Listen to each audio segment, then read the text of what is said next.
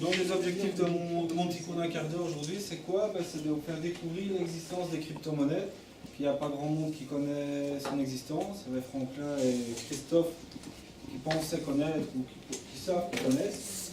Sinon, le restant des personnes à qui j'en parle habituellement, en général, personne n'est au courant de ce que c'est. C'est un sujet d'actualité, on va dire, ou peut-être ce sera une actualité dans le futur, on va dire. Alors, pour commencer, les crypto-monnaies, qu'est-ce que c'est? C'est la petite phrase qui est ici au-dessus. La crypto-monnaie, c'est une monnaie virtuelle décentralisée, ultra sécurisée. Ça fait un peu beaucoup, donc on va essayer un peu de décortiquer cette phrase-là.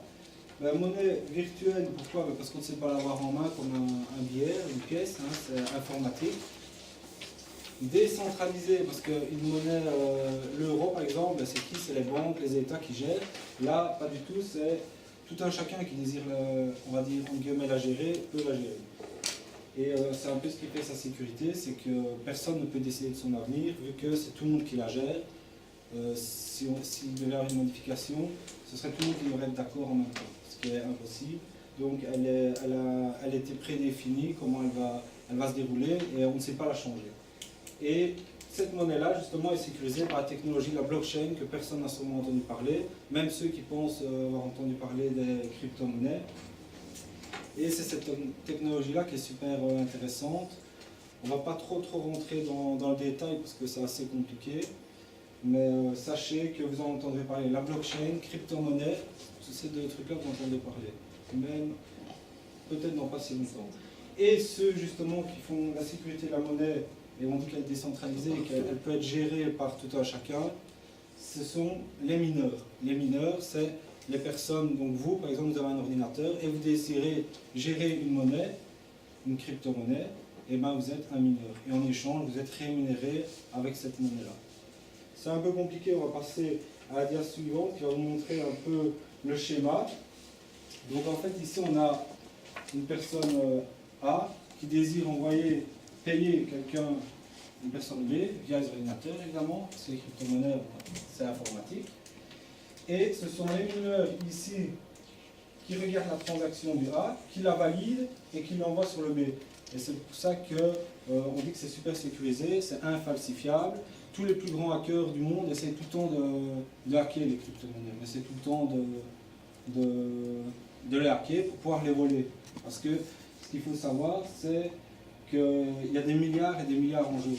Par exemple, les crypto-monnaies, il y a 800 crypto-monnaies différentes. Il y a le Bitcoin que certains disent connaître, mais ça c'en est une, c'est la plus importante. Mais sinon, il y en a 800 différentes. Et la capitalisation de ces 800 monnaies, c'est 150 milliards de dollars. Voyez, donc il y en a qui diront que c'est du vent, il y en a qui diront que c'est pas grand-chose, mais il faut savoir qu'il y a des gens qui ont mis pour 150 milliards de dollars dans ces crypto-monnaies. J'ai une question. Ouais. On entend parfois dire que ces crypto-monnaies n'ont pas bonne réputation. Est-ce que c'est vrai ça? Voilà, ouais. À la base, qu'est-ce qu'on dit, on disait surtout que les crypto-monnaies étaient utilisées pour le darknet, je ne sais pas s'il y en a qui connaissent, c'est pour acheter la drogue, des armes et compagnie via le net, sans être détecté. Et en fait, il paraîtrait qu'il y a seulement 1% des crypto-monnaies, c'est vrai qu'ils sont utilisés là-dedans, mais la crypto-monnaie ne sert pas qu'à ça. Comment? Voilà, ici je vous montre un mineur. Donc un mineur, c'est qui? C'est vous. Vous avez votre ordinateur, vous achetez des cartes graphiques, du matériel informatique, pour pouvoir miner, vérifier la blockchain, vérifier la monnaie. Chaque monnaie a une blockchain différente. Et chaque personne peut vérifier, à partir de chez lui, si toutes les transactions de la monnaie sont bien correctes. Et ça, et en échange, la personne qui vérifie ces transactions, ça se fait automatiquement, hein, c'est l'ordinateur qui les fait, reçoit une partie de cette monnaie. Et donc, j'ai encore une question. Donc, il faut du matériel particulier pour être mineur? Voilà, c'est ce que je disais, il faut acheter du matériel ici informatique, c'est des cartes graphiques. Par exemple, ça coûte peut-être, j'invente, hein, mais je ne connais pas le prix exact, mais ça va coûter peut-être 1000 euros. 1000 euros, plus le courant que ça dépense.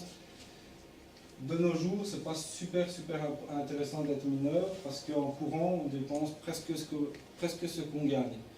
Mais il y a des gens qui s'associent, qui créent des fermes de minage dans des pays où le courant est bon marché, par exemple. Et eux, ils arrivent à être rentables, ils gagnent beaucoup d'argent. Alors ici, on a un exemple. Voilà. Ici, c'est tous des racks remplis avec des cartes graphiques qui travaillent.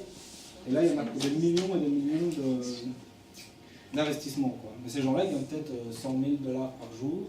Mais bon, il y en a peut-être pour 5 millions d'euros de matériel. Donc, tout ça, c'est pour montrer que c'est peut-être un petit peu plus juste que le vent qu'on pense que c'est une bulle. C'est sûrement une bulle, certains le disent, mais du vent, je ne suis pas sûr que ce soit du vent avec autant d'investissements.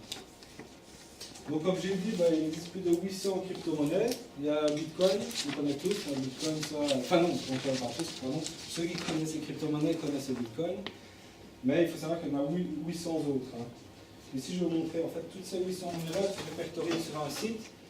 Vous avez reçu un petit fascicule et derrière ce site, vous avez les...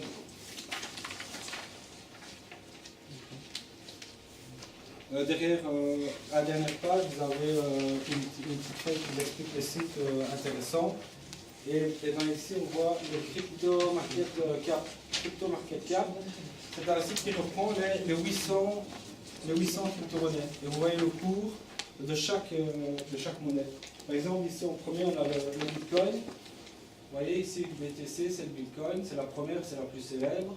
On voit que le prix est de 5 600 $ aujourd'hui. Donc, ceux qui vont acheter un Bitcoin, ça vous coûte 5 600 $. Maintenant, vous n'êtes pas obligé d'en acheter un. Vous pouvez acheter un 100 millième de Bitcoin. Donc, ça vous coûtera un 100 millième de 5 000 $. Encore une question. Ouais. Donc, je veux acheter un Bitcoin pour 5 000 $. Et donc, je vais verser cet argent, donc je vais payer en argent connu, en dollars. Ouais. Et donc, cet argent ira où? Je vais vous expliquer. Je peux vous expliquer.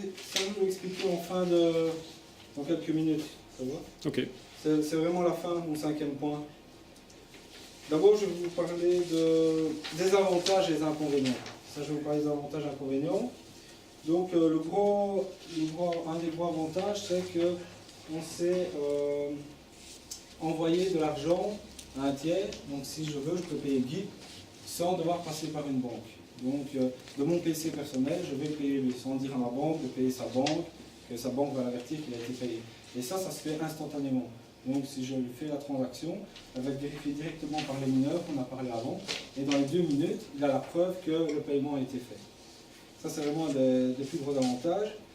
Ce qui est aussi bien, c'est qu'il n'y a personne qui la gère, cette monnaie. Donc, personne ne peut dire, comme l'euro, ils ne le font pas, mais des pays peut-être africains, plus pauvres ou quoi, qui viendraient sortir la planche à billets et que la valeur se dévalorise. Donc, il n'y a pas d'inflation. Non. Oui? Non? Pourquoi? Non, continue. Ouais, ça va. Et donc, l'avantage, c'est qu'on sait payer qui on veut partout dans le monde. Par exemple, s'il y a des pays un peu où il n'y a pas trop de banques, etc., ici, dans l'ordinateur, le mec, il sait payer via ses crypto-monnaies.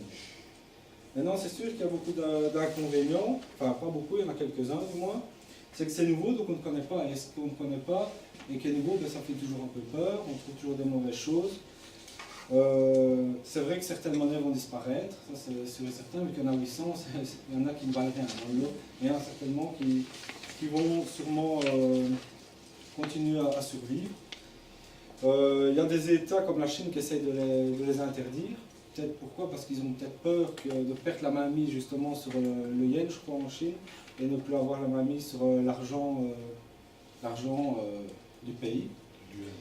Et aussi, un des inconvénients, c'est que c'est nouveau et c'est pas facile à gérer. Donc, si vous avez des cryptos, si vous faites une mauvaise manipulation, vous risquez de les perdre d'un moment à l'autre ou de vous faire pirater votre ordinateur. Ça, c'est un des points faibles, ce qui devrait être amélioré. Si ça se démocratise, il y a des gens qui vont investir pour faire de belles petites applications comme on a notre net banking et compagnie. Là. Maintenant, on fait notre paiement via le téléphone comme pour rien.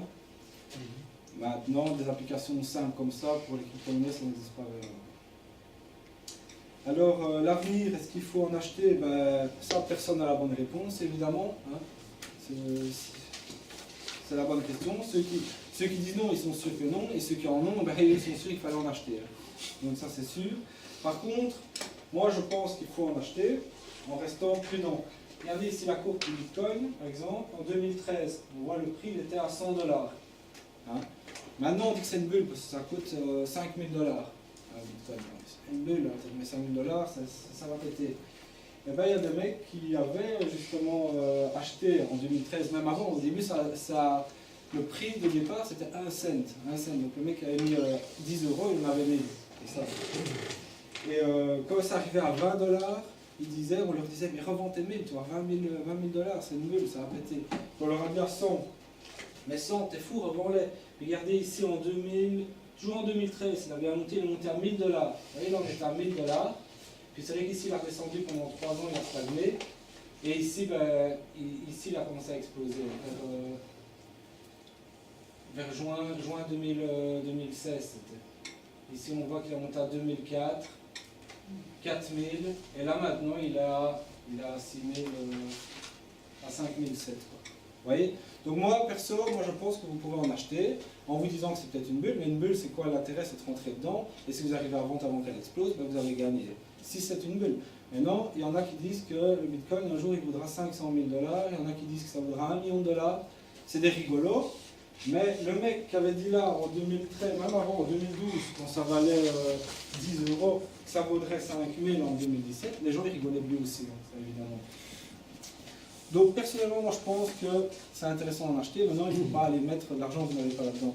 Le fin mot dans la crypto-monnaie, c'est investir uniquement ce qu'on est prêt à perdre. Si vous mettez 100 $, vous mettez 100 $. Si vous les perdez, est-ce que ça changera quelque chose dans votre vie? Je ne pense pas que ça changera quelque chose dans la vie de quelqu'un. Maintenant, si ça prend de la valeur, d'ici 2 ou 3 ans, ou 5 ans, tant mieux pour vous. Alors maintenant, je vais vite venir à l'explication comment on fait pour acheter des bitcoins. C'est ça la question? Oui, je paye en dollars, mais à qui je paye en fait, par exemple? Voilà. Et ben, qu'est-ce que vous faites? En euros, vous pouvez payer en euros. En euros, oui. Hein, on a des euros. Qu'est-ce qu'on fait? On va sur un site. Tout est bien expliqué dans la dernière feuille de votre petit fascicule. Vous allez sur un site qui va prendre vos euros.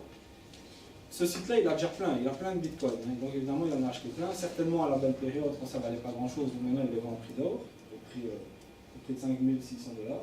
Donc vous donnez des euros, et eux, ils vont vous donner du bitcoin en échange de vos euros. Et c'est tout, là vous avez des bitcoins.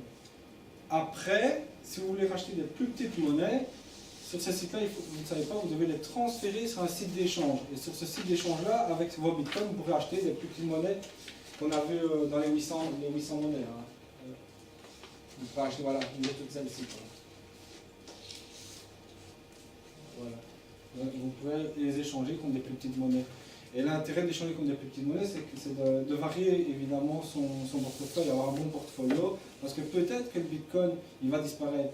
Il n'y a jamais aucune faille qui a été trouvée dans le Bitcoin, c'est pour ça qu'il vaut cher. Non, si demain il y a un hacker qui arrive quand même à trouver une faille, il ne vaudra plus rien, ça vaudra zéro en un coup. Mais un autre viendra le remplacer. Je ne sais pas si vous avez des questions. Des petites questions. Peut-être une question. Comment est-ce que tu stockes et comment est-ce que tu sais ce que tu as, à part que c'est mis sur un papier, Ouais, que tu voilà. l'as reçu, c'est juste ça? Le système de stockage, c'est pas évident. En fait, là, je vais parler pour les stocker sur des sites. Le stress toujours de stocker sur des sites, c'est si le site-là il se fait pirater, vous perdez tout. Maintenant, c'est des big sites qui valent beaucoup. Ils mettent beaucoup de moyens pour le piratage, parce que si un jour ils sont piratés, il y a tout le monde qui retire dessous et ils font faillite. Mais c'est vrai que c'est le problème. Donc, c'est en fait, votre crypto-monnaie, en fait, c'est quoi? C'est un code. C'est un code avec une vingtaine de chiffres et lettres. Et ça, c'est votre crypto-monnaie. Et vous pourriez l'avoir bêtement sur un papier. Vous avez votre crypto-monnaie sur votre papier. Si vous perdez votre papier, ben là, vous perdez votre crypto-monnaie. Mais ça, c'est plus compliqué. Tout ça, j'en ai pas parlé. Mais il y a d'autres moyens de la stocker. Il y a moyen aussi de la stocker informatiquement sur ton ordinateur. Mais si ton ordinateur, tu le perds ou il ne va plus, ben, tu perds tes cryptos. C'est ça le problème aujourd'hui. C'est ça que j'avais mis dans les points négatifs. Risque de perte de nos cryptos. Maintenant, celui qui est vigilant, il ne va pas les perdre. Hein. Celui qui l'écrit sur un papier qui met un coffre à banque, il ne la perdra jamais. Mais c'est pas évident. Quoi. Moi, ça m'est déjà arrivé de faire une mauvaise transaction, et j'ai perdu. Quoi. Maintenant, pas beaucoup. Hein, mais... C'est essentiellement de l'investissement. Ouais, c'est pas pour faire du commerce. Pour le moment, du commerce, si, il y a quelques magasins qui commencent. Quelques magasins, ouais. Par exemple, c'est comment le truc français là? Le gros truc français, vente en ligne là. Le plus connu c'est Amazon. Ouais, Amazon où il parle peut-être de faire un moyen de paiement en bitcoin. Ça, ce serait le truc qui ferait décoller le bazar. Mais bon, il y a quelques magasins aux États-Unis, en Belgique, parce que personne ne connaît, mais qui on peut payer en bitcoin. Ouais. Ça va être un peu long. Je vais laisser pour après. Voilà, donc si tu veux conclure. Ici, j'avais aussi un petit site qui était assez intéressant.